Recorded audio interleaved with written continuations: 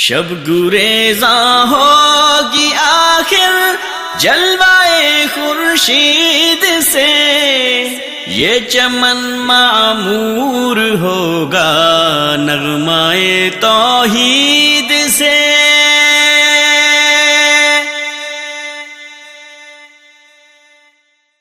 آج ایک گروہ اہل بیت کے نام پر دنیا کے اندر فساد کے جھنڈے گاڑ چکا ہے اور لوگوں کے سامنے یہ مگر مچھ کی آنسو روتا ہے کہ لوگ اہل بیت کا نہیں مانتے، اور خود وہ پیارے نبی صلی اللہ علیہ وسلم کی پیاری بیویوں پر تہمتیں لگاتا ہے، سیدہ عائشہ رضی اللہ تعالی عنہا کو گالیاں دیتا ہے۔ جب تک ایمان دلوں میں رہتا ہے اہل بیت کی محبت باقی رہتی ہے، صحابہ کی محبت باقی رہتی ہے، نبی کی ازواج کی محبت باقی رہتی ہے، اور جب دل کفر سے سیاہ ہوتے ہیں، کالے ہوتے ہیں، تو پھر وہاں پر نبی کی بیویوں کا بغض پیدا ہوتا ہے، اہل بیت کا بغض پیدا ہوتا ہے، صحابہ کا بغض پیدا ہوتا ہے۔ آل عباس، آل جعفر، آل عقیل ان کے لیے جائز نہیں، جو سادات ہیں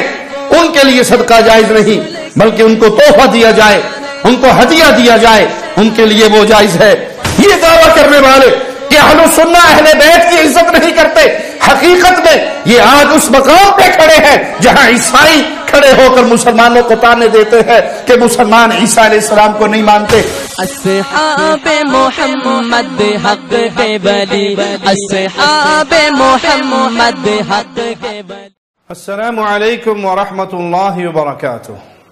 ان الحمد للہ نحمده ونستعینه ونستغفره ونعوذ بالله من شرور انفسنا ومن سیئات اعمالنا، من يهده الله فلا مضل له ومن يضلل فلا هادي له، اشهد ان لا اله الا الله وحده لا شريك له واشهد ان محمدا عبده ورسوله، اما بعد۔ نبی کریم صلی اللہ علیہ وسلم کی ذات اہل ایمان کے لیے اہل ایمان کی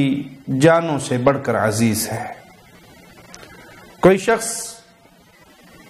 مکمل مومن بننا چاہتا ہے تو اس پر لازم ہے کہ اپنی جان سے، اپنے مال سے، اپنی اولاد سے، اپنے اہل و عیال سے اور دنیا کی ہر چیز سے بڑھ کر محبت وہ رسول اللہ صلی اللہ علیہ وسلم سے کرے۔ جو شخص اللہ کے نبی صلی اللہ علیہ وسلم سے پیار کرتا ہے پھر وہ آپ کے اہل و عیال سے بھی پیار کرتا ہے، آپ کے اہل بیت سے بھی پیار کرتا ہے، آپ کی پیاری جانثاروں کی جماعت صحابہ سے بھی پیار کرتا ہے۔ جس چیز کا پیارے نبی صلی اللہ علیہ وسلم سے جتنا رشتہ ہوگا، جتنی قربت ہوگی، جو چیز پیارے نبی صلی اللہ علیہ وسلم کو جتنی محبوب ہوگی، اہل ایمان پر لازم ہے کہ وہ ویسے ہی محبت کریں۔ اب رسول اللہ صلی اللہ علیہ وسلم اپنے اہل بیت سے پیار کرتے تھے، پیارے نبی صلی اللہ علیہ وسلم اپنے صحابہ سے پیار کرتے تھے، تو اہل ایمان پر لازم ہے کہ جن سے محبت پیارے نبی نے کی ہر مسلمان ان سے بھی محبت کرے۔ آئیے رسول اللہ صلی اللہ علیہ وسلم کی چند احادیث اہل بیت کی فضیلت میں سنتے ہیں۔ صحیح مسلم حدیث نمبر 2408 سیدنا زید بن ارقم بیان کرتے ہیں کہ ایک دن رسول اللہ صلی اللہ علیہ وسلم نے مکہ اور مدینہ کے درمیان واقع پانی کے ایک تالاب کے کنارے خطبہ ارشاد فرمایا۔ پیارے رسول صلی اللہ علیہ وسلم نے فرمایا، اما بعد الا ایھا الناس فانما انا بشر یوشک ان یأتی رسول ربی، اے لوگو میں اللہ کا بھیجا ہوا رسول ہوں۔ اللہ اپنے رسول انسانوں کی طرف بھیجتا ہے تو وہ بھی انسان ہی ہوتے ہیں، بشر کی طرف آنے والے، ہدایت کا پیغام لانے والے بشر ہی ہوتے ہیں۔ فَإِنَّمَا أَنَا بَشَرٌ، میں بشر ہوں۔ جن لوگوں کا یہ دعویٰ ہے کہ نہیں رسول اللہ صلی اللہ علیہ وسلم نور من نور اللہ ہے، وہ اللہ کا روپ ہے، نعوذ باللہ ثم نعوذ باللہ، اللہ ان کی شکل میں دنیا پہ نازل ہوا ہے، احد اور احمد میں سوائے میم کے اور کوئی فرق نہیں ہے، تو ایسے لوگ کھلے ہوئے کفر کا ارتکاب کرتے ہیں۔ کیونکہ رسول اللہ صلی اللہ علیہ وسلم اللہ کی مخلوق، اللہ کے بندے، انسان، بشر، اس کا اعلان قرآن نے بھی کیا ہے، قل انما انا بشر مثلکم، سورۃ کہف کی آخری آیت ہے، 16واں پارہ ہے، اور اس کا اعلان رسول اللہ صلی اللہ علیہ وسلم نے اپنی احادیث میں بھی کیا ہے۔ یہ اعلان پیارے نبی کا ہے صلی اللہ علیہ وسلم۔ یہ بات کسی مولوی صاحب کی، شیخ صاحب کی نہیں ہے کہ آپ اسے جھٹلا دیں کہ نہیں یہ تو گستاخ ہے، یہ وہابی ہے، یہ تو کرتے ہی ایسا ہے۔ یہ خود رسول اللہ صلی اللہ علیہ وسلم فرما رہے کہ میں بشر ہوں، تو پیارے نبی صلی اللہ علیہ وسلم کو نور من نور اللہ کہنے والا، پیارے نبی صلی اللہ علیہ وسلم کو احد کی ایک صورت زمین پہ سمجھنے والا کہ وہی جو مستوی عرش کا خدا ہو کر اتر پڑا مدینے میں مصطفیٰ ہو کر، یہ کفر کی وادی میں ہے، اس کا یہ عقیدہ کفریہ ہے۔ قرآن حکیم اور احادیث نبویہ یہ ہمیں درس دیتی ہے کہ رسول اللہ صلی اللہ علیہ وسلم بشر ہے، بشریت کے سرتاج ہے، بشریت کے امام ہے، انبیاء کے امام ہے۔ حدیث دوسرا مسئلہ کیا بیان کرتی ہے؟ یوشک ان یأتی رسول ربی فاجیب، قریب ہے وہ اللہ کا پیغام لے کر آئے اور میں اس پیغام پر لبیک کہہ دوں۔ کیا معنی؟ اللہ کی طرف سے موت کا فرشتہ آئے، موت کا پیغام لے کر، اور میں فوت ہو جاؤں، وہ میری روح قبض کر لے، میں دنیا چھوڑ دوں۔ وَأَنَا تَارِكٌ فِيكُمْ ثَقَلَيْنِ، میں تمہارے درمیان دو چیزیں چھوڑ کر جا رہا ہوں، تارکن، تمہارے پاس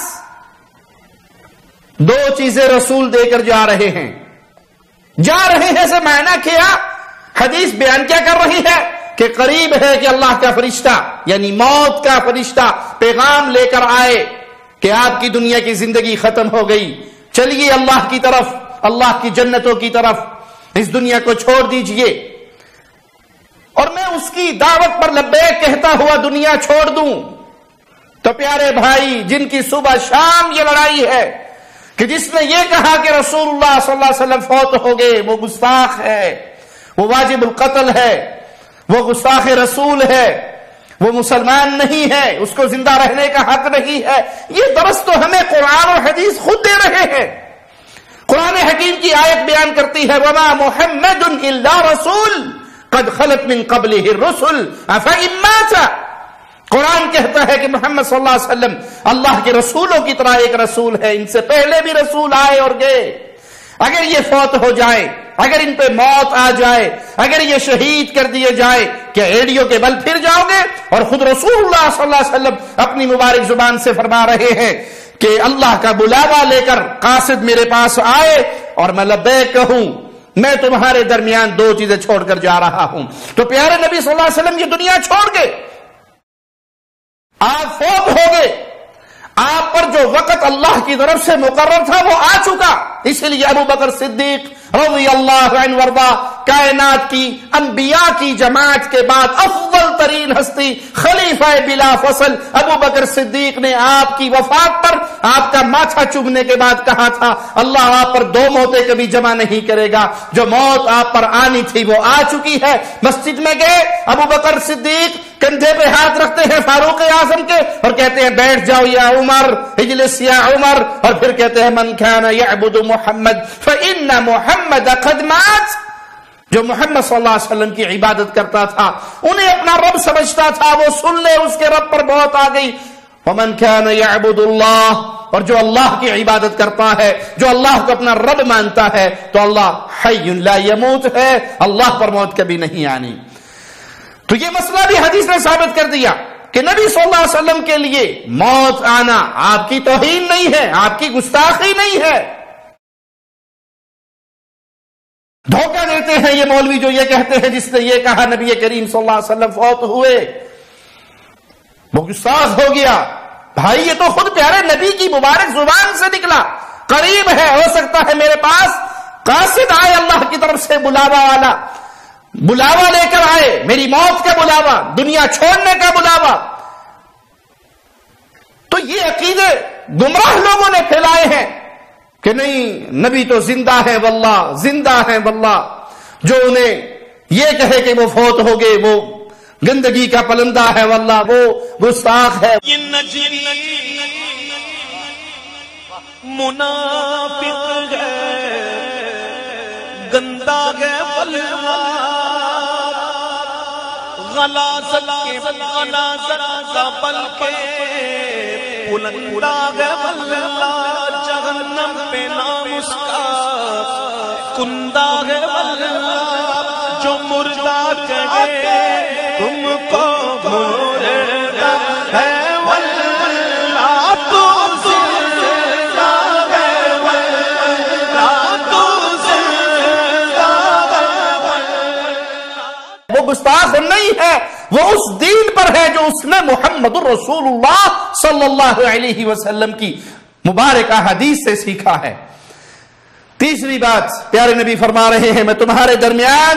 دو عظیم چیزیں چھوڑ کر جا رہا ہوں۔ پہلی چیز کتاب اللہ فیہ الہدی والنور، پہلی چیز اللہ کی کتاب ہے جس میں ہدایت ہے، جس میں روشنی ہے۔ یہ کلام الہی، یہ قرآن حکیم ہدایت کا پیغام لے کر آئی ہے، اس میں ہدایت ہے، اس میں نور ہے، کفر کے اندھیروں کو مٹانے والا نور، شرک کے اندھیروں کو مٹانے والا نور۔ اس قرآن کے نور سے پوری دنیا منور ہوئی، توحید کے نور پھیلا، شرک کے اندھیرے مٹے، کفر کے اندھیرے مٹے، اللہ کی وحدانیت پر لوگ ایمان لے کر آئے، قرآن حکیم کی آیات کو سن کر، قرآن حکیم کی آیات کو پڑھ کر۔ یہ قرآن لوگوں کے لیے راہ نجات ہے۔ برا ہو علماء سوء کا جنہوں نے لوگوں کے ہاتھوں سے یہ قرآن چھین لیا، ان پہ پابندی لگا دی۔ آپ قرآن کو ترجمے سے نہیں پڑھ سکتے، آپ قرآن کی تفسیر نہیں پڑھ سکتے، بس صرف عربی عبارت پڑھ کے ثواب لے لو۔ آپ سمجھ نہیں سکتے، آپ کی عقلیں بڑی کمزور ہیں، آپ کا فہم بڑا محدود ہے۔ ہمارے علماء نے جو ملفوظات ان کے جمع کر دیے ان کے شاگردوں نے، ان ملفوظات سے فائدہ اٹھاؤ، ان کتابوں سے فائدہ اٹھاؤ جو بزرگوں نے نچوڑ نکال کے دے دیا۔ قرآن کو ڈائریکٹ نہ سمجھنے کی کوشش نہ کرنا، گمراہ ہو جاؤ گے۔ انا للہ و انا الیہ راجعون، قرآن کی بنیاد پہ جنت اور جہنم کی تقسیم ہے، اور یہ مولوی ڈرا رہا ہے جو قرآن پڑھے گا گمراہ ہو جائے گا، جو قرآن سمجھنے کی کوشش کرے گا گمراہ ہو جائے گا۔ قرآن ان کے ہاتھوں سے چھین لیا، بابوں کی کتابیں، پیروں کی کتابیں، بزرگوں کی کتابیں، حضرتوں کی کتابیں، مشائخ کی کتابیں، ملفوظات کے انبار، وہ ان کو پھوا دیے، یہ پڑھو۔ ارے بھائی، قرآن کی حفاظت تو اللہ نے کی ہے، تیرے پیر و بابا کی کتاب کی حفاظت اللہ نے اپنے ذمہ نہیں لی، قرآن اور حدیث کی حفاظت اللہ نے اپنے ذمہ لی ہے۔ کچھ لوگوں نے یہ ظلم کیا اور کچھ لوگوں نے نیا درس دیا کہ نہیں، ان کتابوں کی ضرورت بھی نہیں، ڈھول پیٹو، سرنگیے بجاؤ، قوالیاں گاؤ اور اس میں مست رہو۔ ایک صاحب کہتے ہیں مولوی بابا بھی قسم ہے تجھے قرآن پڑھ پڑھ کے نبی دی امت نو مشرک بنائی جانا ہے، نبی دی امت نو بدعتی بنائی جانا ہے۔ تیرے قرآن پڑھ کے نہ ثواب نہیں جنہ ساڈے بابیاں دیاں سرنگیاں دی ثواب ہے۔ قرآن پڑھ کے مومناں نو مشرک بنائی جانا ہے، ساڈے بابے ڈھولکیاں بجا کے مومن بنائی، ڈھول پیٹ کے لوگوں کو مسلمان کرتے رہے۔ پیارے نبی صلی اللہ علیہ وسلم فرما رہے ہیں میں جا رہا ہوں، دو چیزیں تمہیں دے رہا ہوں، ایک کتاب اللہ ہے جس میں ہدایت ہے، جس میں نور ہے، اور یہ پیر فقیر چاہتے ہیں کہ کتاب اللہ کو چھوڑ دیا جائے، ڈھول پیٹے جائیں، چمٹے بجائے جائیں، سرنگیاں بجائی جائیں، میلے لگائے جائیں، محفل سماع ہو، رقص ہو، ڈانس ہو، ناچ گانے ہو، اسی میں زندگی گزر جائے اور یہی ہدایت کا ذریعہ بنے۔ یہ ہدایت کا ذریعہ نہیں، یہ گمراہی کا ذریعہ ہے، یہ جہنم کی طرف لے جانے والا راستہ ہے۔ رسول اللہ صلی اللہ علیہ وسلم نے ہدایت و نور کا منبع کس کو قرار دیا؟ کتاب اللہ کو۔ فخذوا بکتاب اللہ واستمسکوا بہ، اس کتاب کو مضبوطی سے تھام لو، اللہ کے اس کلام کو لے لو، اس میں جو تمہیں ملتا ہے اسے لے لو، جو حلال ہے اسے حلال جانو، جو حرام ہے اس کو حرام جانو، جس کا حکم دیا گیا اسے پورا کرو، جس سے روکا گیا اس سے رک جاؤ۔ اس کتاب اللہ کو تھام لو، اس کو اپنے اپنے سینے سے لگا لو، اور اللہ کی قسم جب تک مسلمان اللہ کی کتاب کو اپنے سینے سے لگائے رکھے تب تک غالب رہے، حکمران رہے، پوری دنیا کے اندر عزت کے جھنڈے ان کے قائم رہے۔ اور جب سے مسلمانوں نے ہدایت کلام الہی سے لینے کی بجائے اغیار کے دوروں پہ تلاش کی، لوگوں کے بنائے ہوئے تراشے ہوئے قوانین میں تلاش کی، اللہ کی کتاب کو چھوڑا، گمراہ ہو گئے، پست ہو گئے، ذلت کی دلدل میں گر گئے، تو سب سے پہلی چیز جو رسول اللہ صلی اللہ علیہ وسلم امت کو دے کر گئے وہ قرآن حکیم ہے، وہ کلام الہی ہے، وہ کتاب اللہ ہے، اس میں نور ہے، اس میں ہدایت ہے، اس کو تھام لو، اس کو پکڑ لو، اس کے ساتھ چمٹ جاؤ۔ اور پھر پیارے نبی صلی اللہ علیہ وسلم نے دوسری چیز بیان کرتے ہوئے فرمایا وَأَهْلُ بَيْتِي أُذَكِّرُكُمُ اللَّهَ فِي أَهْلِ بَيْتِي أُذَكِّرُكُمُ اللَّهَ فِي أَهْلِ بَيْتِي۔ 3 دفعہ رسول اللہ صلی اللہ علیہ وسلم نے اس جملے کو دہرایا، میں اپنے اہل و عیال کے معاملے میں تمہیں اللہ کی یاد دلواتا ہوں، اللہ کا خوف کھانا، اللہ کو یاد رکھنا۔ میرے اہل و عیال کے معاملے میں پوچھنے والے نے سیدنا زید سے پوچھا اہل بیت کون ہے؟ کیا آپ کی ازواج اہل بیت ہے؟ تو سیدنا زید نے فرمایا ہاں، نبی کریم صلی اللہ علیہ وسلم کی ازواج مومنوں کی مائیں وہ اہل بیت میں سے ہے، لیکن آپ کے اہل بیت میں ہر وہ شخص شامل ہے جس پر آپ کے بعد صدقہ حرام ہے۔ سائل نے کہا وہ کون لوگ ہیں؟ سیدنا زید فرماتے ہیں وہ آل علی ہے، آل عقیل ہے، آل جعفر ہے، آل عباس ہے، ان پر صدقہ حرام ہے، یہ سب بھی اہل بیت میں ہے۔ آپ کی بیوییں مومنوں کی مائیں اہل بیت میں سے ہے، اور پھر وہ بھی اہل بیت میں سے ہے جن کو دعا مانگ کر رسول اللہ صلی اللہ علیہ وسلم نے اپنے اہل بیت میں شامل کیا۔ سیدنا علی کے لیے دعا مانگی، سیدہ فاطمہ کے لیے دعا مانگی، سیدنا حسن و حسین کے لیے دعا مانگی، انہیں اپنی چادر کے نیچے کیا اور پھر ان کے لیے دعا مانگی اللہ یہ بھی میرے اہل ہے، یہ بھی میرے اپنے ہے، یہ بھی میرے اہل بیت ہے۔ تو پیارے نبی کی بیوییں مومنوں کی مائیں اہل بیت میں سے ہیں، اور سیدنا علی، سیدہ فاطمہ الزہراء، سیدنا حسن حسین رضوان اللہ علیہم اجمعین یہ سب اہل بیت میں سے ہیں۔ آج ایک گروہ اہل بیت کے نام پر دنیا کے اندر فساد کے جھنڈے گاڑ چکا ہے، اور لوگوں کے سامنے یہ مگر مچھ کی آنسو روتا ہے کہ لوگ اہل بیت کے نہیں مانتے، اور خود وہ پیارے نبی صلی اللہ علیہ وسلم کی پیاری بیویوں پر تہمتیں لگاتا ہے، سیدہ عائشہ رضی اللہ تعالی عنہا کو گالیاں دیتا ہے، نعوذ باللہ ثم نعوذ باللہ، نقل کفر کا باشد سیدہ عائشہ کی طرف بے حیائی اور زنا کی نسبت کرتا ہے۔ سیدہ عائشہ کی وفات پہ جشن مناتے ہیں، کیک کاٹتے ہیں، اور نعوذ باللہ بینر لگائے جاتے ہیں عائشہ فی النار۔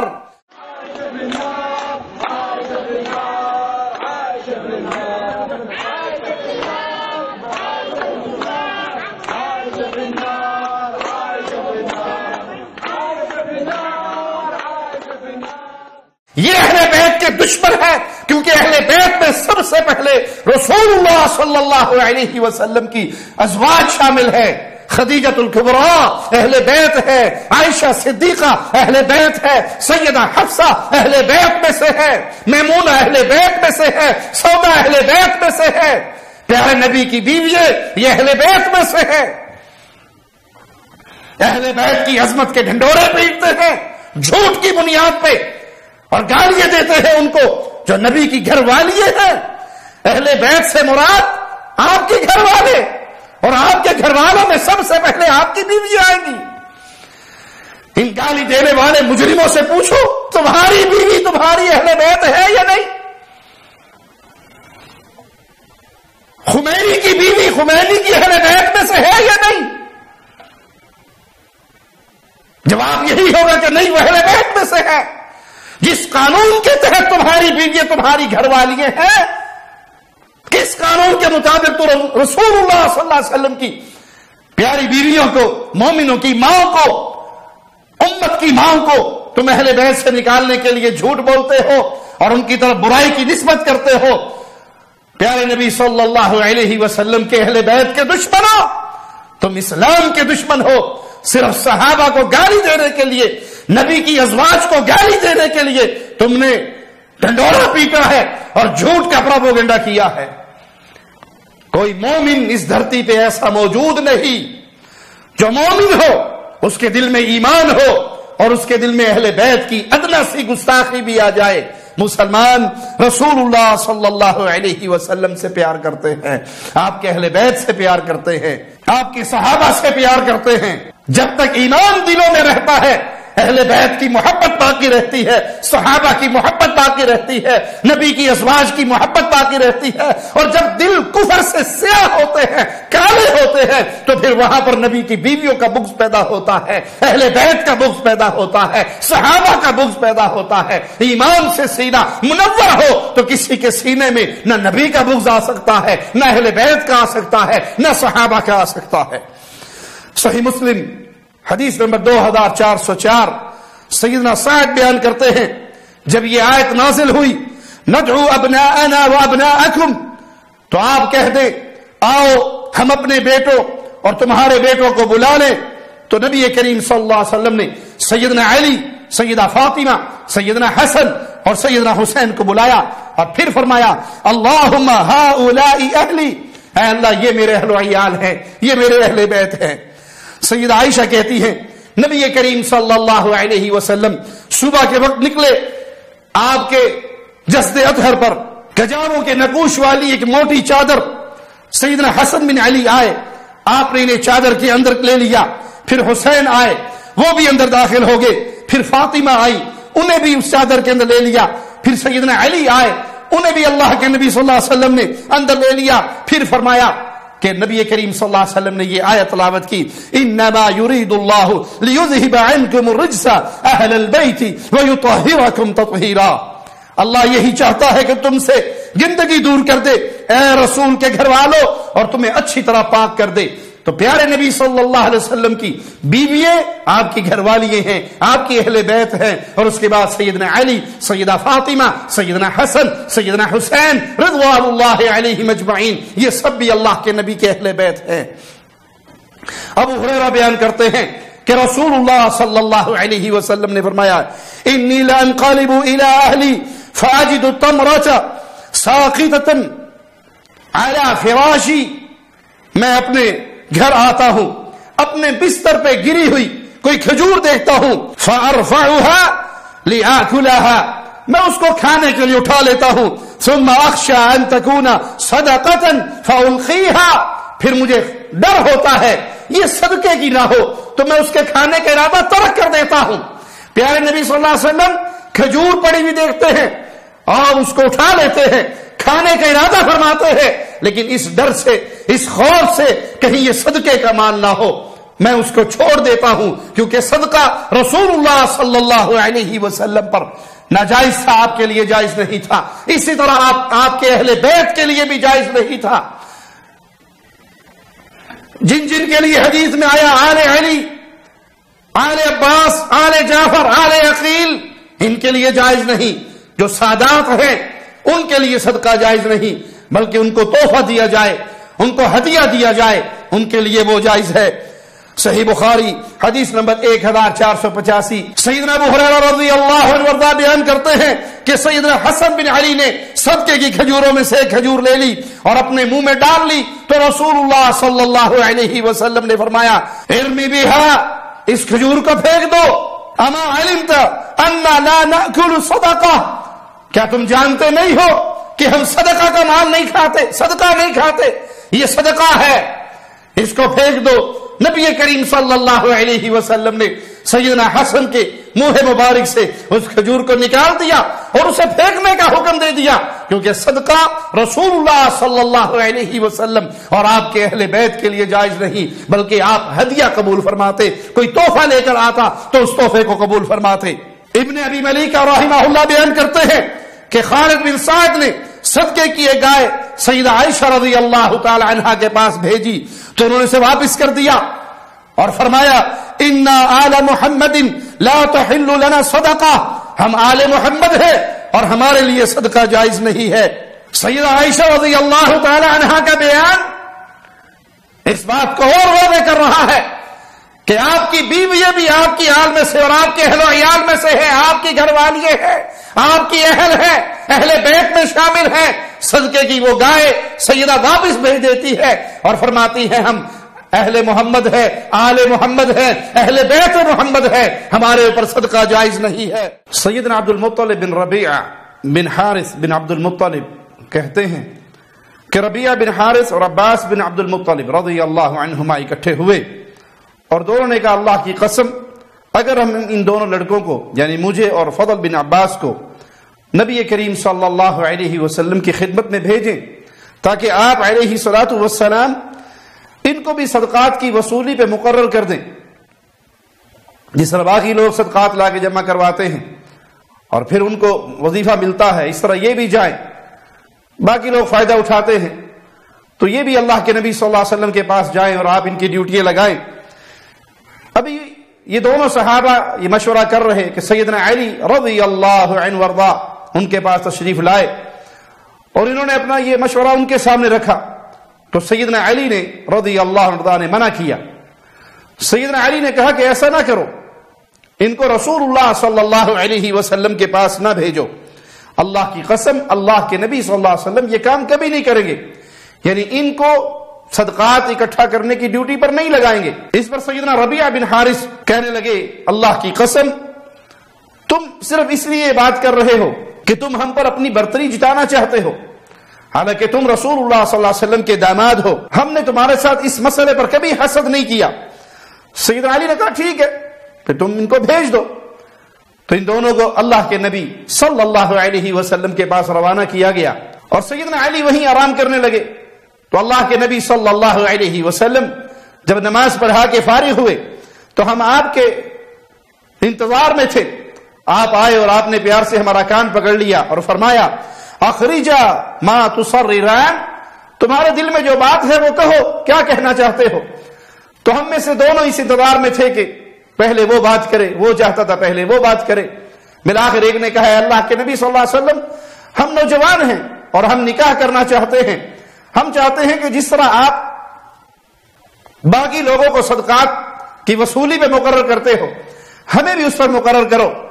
تاکہ ہمیں بھی اس سے وظیفہ ملے اور ہم اپنی شادیاں کر لیں۔ یہ سننے کے بعد رسول اللہ صلی اللہ علیہ وسلم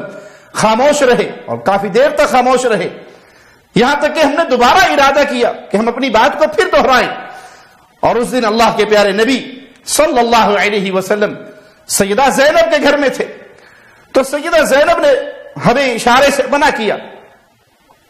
کہ تم اپنی بات کو نہ دہراؤ۔ اللہ کے رسول صلی اللہ علیہ وسلم نے کچھ دیر کے بعد فرمایا ان صدقۃ لا تنبغی لآل محمد، یہ زکوٰۃ یہ صدقات آل محمد کے لیے جائز نہیں ہے، آل محمد کی یہ شان نہیں ہے کہ وہ لوگوں کے زکوٰۃ اور صدقات پہ گزارا کرے، انما ہی اوساخ الناس، یہ تو لوگوں کے مال کا میل کچیل ہے، آل محمد کی شان بہت بلند ہے، آل محمد کا مقام بہت بلند ہے، ان کے لیے جائز نہیں ہے کہ وہ لوگوں کی زکوٰۃ اور صدقات پہ گزارا کریں۔ ادعو لی محمیۃ وکان علی الخمس ونوفل بن حارث بن عبد المطلب، تم جاؤ اور محمیہ کو بلاؤ اور اسی طرح نوفل بن حارث کو بلاؤ، اور ان دونوں کو بلایا گیا۔ آپ نے محمیہ سے کہا انکح ھذا الغلام ابنتک، تم اس سے اپنی بیٹی کا نکاح کر دو، اور نوفل سے کہا کہ تم اپنی بیٹی کا اس سے نکاح کر دو۔ دونوں کی شادییں پیارے نبی صلی اللہ علیہ وسلم نے ان کے نکاح کے معاملات کو مقرر فرما دیا، اور پھر فرمایا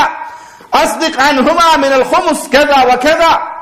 اور جو وہ مال غنیمت کا 5واں حصہ جو رسول اللہ صلی اللہ علیہ وسلم اپنے اہل بیت پہ خرچ کرتے تھے، فرمایا اس سے ان کا اتنا خرچہ مقرر کر دو۔ تو اس حدیث سے بھی ثابت ہوا کہ اہل بیت آل رسول پیارے نبی صلی اللہ علیہ وسلم کے آل، ان کے لیے صدقات زکوٰۃ خرچ کرنا ان پہ جائز نہیں ہے، بلکہ ان کے لیے اللہ نے خمس میں سے جو حق رکھا ہے اس میں سے ان کی ضروریات پوری کی جائیں۔ سیدنا انس بن مالک نبی کریم صلی اللہ علیہ وسلم سے بیان کرتے ہیں کہ آپ نے فرمایا مولا القوم من انفسهم کسی گھرانے کا آزاد کردہ غلام اسی گھرانے میں سے ہوتا ہے، اسی گھر کا فرد ہوتا ہے۔ سیدنا ابو رافع سے روایت ہے، نبی کریم صلی اللہ علیہ وسلم نے ایک آدمی کو بنی مخزوم سے صدقات وصول کرنے پر مقرر کیا، تو اس نے ابو رافع سے کہا تم بھی میرے ساتھ چلو، تمہیں بھی کچھ مل جائے گا۔ اس نے کہا میں پہلے رسول اللہ صلی اللہ علیہ وسلم سے پوچھ لوں۔ وہ آپ کے پاس آئے تو آپ نے فرمایا مولا القوم من انفسهم وَإِنَّا لَا تَحِلُّ لَنَا صَدَقَةً، کسی قوم کا آزاد کردہ غلام وہ اسی قوم کا فرض سمجھا جائے گا، اور آل محمد کے لیے صدقہ لینا جائز نہیں ہے۔ نبی کریم صلی اللہ علیہ وسلم نے آزاد کردہ غلام کو بھی صدقہ لینے سے منع کر دیا۔ سیدنا انس بن مالک سے روایت ہے کہ سیدہ بریرہ رضی اللہ تعالی عنہا نے کچھ گوشت جو ان پر صدقہ کیا گیا تھا وہ پکا کر بطور ہدیہ رسول اللہ صلی اللہ علیہ وسلم کے لیے بھیجا، تو آپ نے فرمایا ہوا لہا صدقہ ولنا ہدیہ، یہ اس کے لیے صدقہ تھا لیکن اس نے ہمیں ہدیہ دیا ہے۔ تو چونکہ پیارے نبی صلی اللہ علیہ وسلم صدقہ قبول نہیں فرماتے تھے، آپ ہدیہ کی چیز ہدیہ وصول فرما لیا کرتے تھے۔ سیدہ بریرہ رضی اللہ تعالی عنہا سیدہ عائشہ کی آزاد کردہ لونڈی تھی، اور سیدہ عائشہ پر صدقہ اصلاً حرام نہ تھا، بلکہ رسول اللہ صلی اللہ علیہ وسلم کی زوجیت کی بنا پر کہ وہ آپ کی بیوی ہوتے ہوئے آپ کے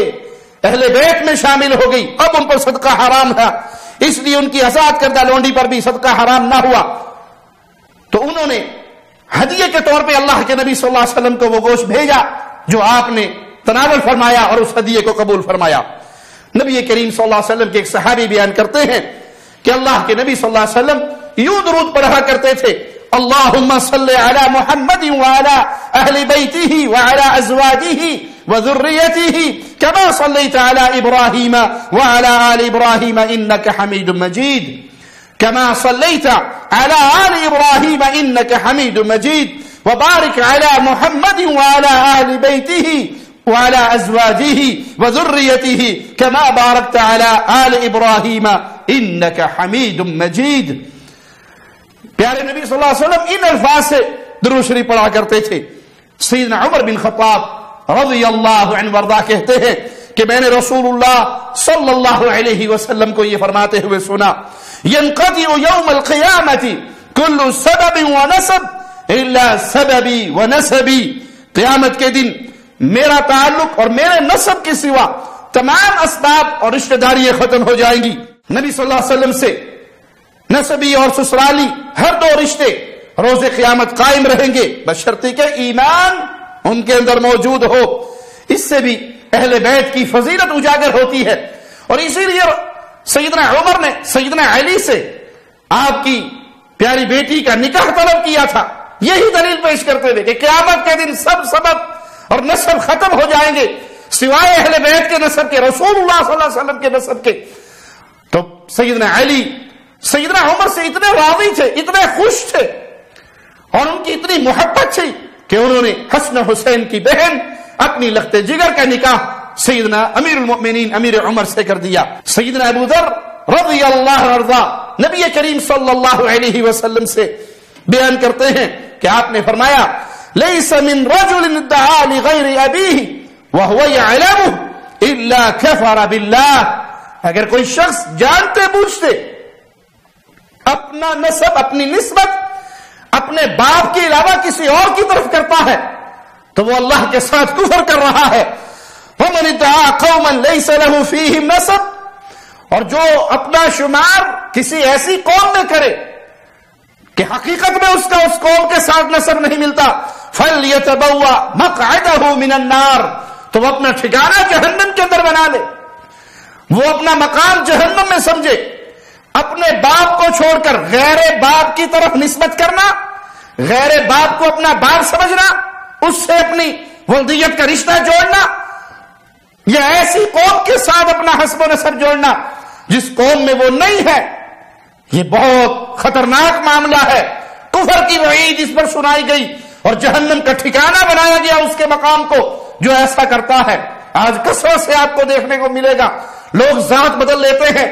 اور بہت سے لوگ ہیں جو سید بن بیٹھے، حقیقت میں وہ سید نہیں ہے، سادات سے ان کا رشتہ نہیں ہے، اہل بیت سے ان کا رشتہ نہیں ہے، وہ اولاد علی میں سے نہیں ہے، لیکن علاقہ تبدیل کیا، دوسرے علاقے میں گئے، مشہور ہونے کے لیے سید بن گئے، پیری فقیری کے لیے سید بن گئے، گدی نشینی کے لیے سید بن گئے، اپنی ذات کو تبدیل کر لیا، اپنی برادری کو تبدیل کر لیا، پہلے وہ کسی اور ذات میں سے تھے۔ اور یہ جو ذاتوں کا کنسپٹ معاشرے کے اندر کہ فلاں ذات بڑی نیچ ہے، وہ بڑے کمی کمین ہے، یہ سب ہندوانہ تصور ہے، اسلام میں اس کا کوئی مقام نہیں۔ ان اکرمکم عند اللہ اتقاکم، اسلام تو ایک ہی تصور دیتا ہے، جو متقی ہے، جو پرہیزگار ہے، جو موحد ہے، وہی اللہ کے ہاں اعلی مقام والا ہے۔ تو دنیا لوگوں کے طعنوں سے بچنے کے لیے اپنی ذات بدل لے گی کہ یہاں ہمیں لوگ کمہار کہتے ہیں، وہاں جا کے ہم چودھری بن جائیں گے، یہاں ہمیں جلاہے کہتے ہیں، وہاں جا کے ہم راجے بن جائیں گے، اپنا نسب بدل لیں گے، نیا شہر ہوگا، نہ کوئی ہمیں پہچانے گا، اور نئی ذات سے مشہور ہو جائیں گے، اور لوگوں میں ہمارے تانے اور لوگوں کی طرف سے جو زبانیں دراز ہوتی ہے ہماری اس سے جان بچ جائے گی۔ تو پیارے بھائی، کتنا شدید مقام ہے کہ اگر انسان اس قبیلے کی طرف نسبت کرے جس قبیلے سے وہ نہیں ہے، تو وہ اپنا ٹھکانہ جہنم میں بنائے، اپنے باپ کو چھوڑ کر کسی اور کو اپنا باپ بنائے اور اس کی طرف نسبت کرے، تو اس کے لیے اتنی شدید وعید ہے کہ اس نے اللہ کے ساتھ کفر کیا۔ اللہ سے ڈریے، دنیا کے چند دن کے لیے اور لوگوں کی زبانوں پہ جاری ہونے والے طعنوں سے بچنے کے لیے اپنی آخرت کو برباد نہ کریں، اپنی آخرت کو تباہی کی طرف نہ لے کے جائیں۔ وہ جہاں بڑا خطرناک ہے، اس جہاں کی تیاری کرے جہاں کوئی کسی کے کام نہیں آئے گا، کوئی کسی کے ساتھ وہ معاملہ نہیں کر سکے گا کہ تو بچ جا، میں تیری جگہ پہ پھنس جاتا ہوں، بلکہ وہاں تو حقیقت یہ ہوگی یوم یفر المرء من اخیہ وامہ وابیہ وصاحبتہ وبنیہ لکل امرئ منہم یومئذ شأن یغنیہ۔ بھائی بھائی سے بھاگے گا، بیوی خاوی سے بھاگے گی، اولاد ماں باپ سے، کوئی کسی کا کام نہیں ہے۔ لکل امرئ منہم، ہر کوئی یہ چاہے گا ساری دنیا پھنستی ہے تو پھنس جائے، میری جان بچ جائے۔ اس دن کو سامنے رکھیے، اس دنیا کی تکلیفوں کو، اس دنیا کے غموں کو، اس دنیا میں آنے والے کچھ طعنوں کو برداشت کر لیجئے، آخرت کو برباد نہ کیجئے۔ آخرت کی بربادی اصل بربادی ہے، یہ دنیا تو بڑی جلدی ختم ہو جانے والی ہے۔ ان تمام احادیث سے اہل بیت کی شان واضح ہوئی، اہل بیت کا فضل واضح ہوا، اہل بیت کا مقام واضح ہوا۔ اور جو لوگ یہ جھوٹی باتیں پہلے سنت کی طرف، اہل الحدیث کی طرف منسوب کرتے ہیں کہ یہ اہل بیت کو نہیں مانتے، ان کا یہ جھوٹا پروپیگنڈا اس لیے ہے کہ ہم اہل بیت کو اہل بیت مانتے ہیں، ان کو اللہ والی صفات نہیں دیتے۔ یہ دعویٰ کرنے والے کہ اہل سنہ اہل بیت کی عزت نہیں کرتے، حقیقت میں یہ آج اس مقام پہ کھڑے ہیں جہاں عیسائی کھڑے ہو کر مسلمانوں کو طعنے دیتے ہیں کہ مسلمان عیسیٰ علیہ السلام کو نہیں مانتے۔ یہ جھوٹ ہے، مسلمان تو مانتے ہیں عیسیٰ علیہ السلام کو، لیکن عیسائیوں کا یہ طعنہ موجود ہے۔ کیوں کہتے ہیں؟ کیونکہ وہ عیسیٰ کو اللہ کا بیٹا کہتے ہیں۔ ہم اللہ کا بیٹا نہیں مانتے، ہم اللہ کا بندہ مانتے ہیں۔ یہ کہنے والے کہ یہ اہل بیت کو نہیں مانتے، یہ اہل بیت کو سیدنا علی کو وجہ اللہ مانتے ہیں، لسان اللہ مانتے ہیں، اللہ کا شریک مانتے ہیں، یہ اللہ کا شریک مانتے ہیں، اور وہ صفات سیدنا علی کو دیتے ہیں جو الہی صفات ہے۔ اللہ فرماتا ہے کہ میں نے آدم کو پیدا کیا، اور یہ ظالم ان کے ذاکر کہتے ہیں خدا نے کہا میں نے آدم بنایا اپنے دو ہاتھوں سے، اپنے دو ہاتھوں سے۔ مجھے مسجد کے مولوی سے لے کے حوزہ علمیہ نجف تک یا مجھے اللہ کے ہاتھ دکھاؤ یا ہاتھوں والا اللہ دکھاؤ، یا اللہ کے ہاتھ دکھاؤ یا ہاتھوں والا اللہ دکھاؤ کون سے ہے، یا مجھے بتاؤ وہ ہاتھوں والا اللہ کون سا ہے۔ دنیا کی توحید مشکوک ہو جاتی اگر کوفے کے منبر پہ ابو طالب کا بیٹا علی نہ بولتا۔ علی نے کوفے کے منبر پہ اپنی ابا کو کھولا، اپنے دونوں ہاتھوں کو بڑھا کے کہا یہ وہ ہاتھ ہے جنہوں نے آدم کی مٹی کو گودا۔ یہ اللہ والی صفات دیتے ہیں اور اسی لیے طعنہ دیتے ہیں اہل السنہ کو، اہل الحدیث کو کہ یہ اہل بیت کو نہیں مانتے۔ ہم اہل بیت کو مانتے ہیں، اہل بیت کی ادنا سی توحید، سیدنا علی کی ادنا سی توحید، سیدہ فاطمہ الزہرا خاتون جنت کی ادنا سی توحید، سیدنا حسن و حسین کی ادنا سی توحید، پیارے نبی کی زوجات کی ادنا سی توحید۔ ہم اس کو کفر جانتے ہیں، ایسی توہین کرنے والے کا اسلام سے کوئی رشتہ نہیں ہے۔ ہم اس کو مسلمان تسلیم نہیں کرتے جو پیارے نبی کی توہین کرے، پیارے نبی کی پیاری بیویوں کی توہین، امت کی ماؤں کی توہین کرے، یا سیدنا علی کی، سیدہ فاطمہ کی، حسن و حسین کی توہین کرے، یا پیارے نبی کے صحابہ کو گالیاں دے اور ان کی تکفیر کرے۔ ہم ایسے مجرم کو مسلمان نہیں مانتے، ہم اسے کافر قرار دیتے ہیں جو اہل بیت کی توہین کرتا ہو یا صحابہ کی تکفیر کرتا ہو، توہین کرتا ہو۔ ہم اہل الحدیث ہے، یہ حدیثیں ہمیں کھول کھول کر اہل بیت کی شان بیان کر رہی ہیں۔ ہاں، ہم اہل بیت کو اہل بیت مانتے ہیں، اللہ کے ولی مانتے ہیں، اللہ کے پیارے مانتے ہیں، ان کو اللہ کا شریک نہیں مانتے کہ وہ موت دے، وہ زندگی دے، وہ پیدا کرے، حیات ان کے ہاتھ میں، موت ان کے ہاتھ میں، وہ علم غیب کے مالک ہو، جو چاہے کر گزرے۔ ہم یہ صفات ان کو نہیں مانتے کیونکہ یہ صفات ہمیں رسول اللہ صلی اللہ علیہ وسلم کی احادیث سے ان کے لیے ثابت نہیں ہے۔ جو ثابت ہے اس پر ایمان ہے اور ان کی شان میں غلو نہیں کرتے، کیونکہ رسول اللہ صلی اللہ علیہ وسلم نے ایسا کرنے سے منع فرمایا۔ لا تطرونی کما اطرت النصارى، عیسی ابن مریم، جیسے عیسائیوں نے عیسی ابن مریم کی شان میں غلو کیا، اللہ کے نبی نے ہمیں منع کر دیا، تم ایسا نہ کرنا۔ اللہ سے دعا ہے اللہ اہل بیت کی محبت ہمارے دلوں میں کوٹ کوٹ کے بھر دے، اسی پہ ہمیں زندہ رکھے، اسی پہ ہماری موت ہو، ہم مرے بھی تو اہل بیت کے پیار میں، ان کی عزت کے دفاع میں، صحابہ کی عزت کے دفاع میں، پیارے نبی کی ختم نبوت کے عقیدے کے دفاع میں، اور اپنے رب کی توحید کے عقیدے کے دفاع میں ہمارا خون اس زمین کو سیراب کرے اور ہم شہید ہو کر اللہ کی جنتوں کے مہمان بنے۔ اقول قولی ھذا واستغفر اللہ لی ولکم ولسائر المسلمین۔ شب گریزاں ہوگی آخر جلوائے خورشید سے، یہ چمن معمور ہوگا نغمائے توحید